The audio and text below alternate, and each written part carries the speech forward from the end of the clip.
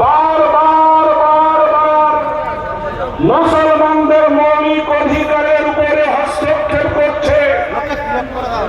আমরা এই সরকারের কালো হাতকে ফেলে দিতে চাই। বাবরি মসজিদকে আমাদের কাছ থেকে ছিনিয়ে নেওয়া হয়েছে ছলে বলে কলে কৌশলে। বাবরি মসজিদের সমস্ত রেকর্ড মসজিদের পক্ষে ছিল, বাবরি মসজিদের দলিল ছিল, বাবরি মসজিদের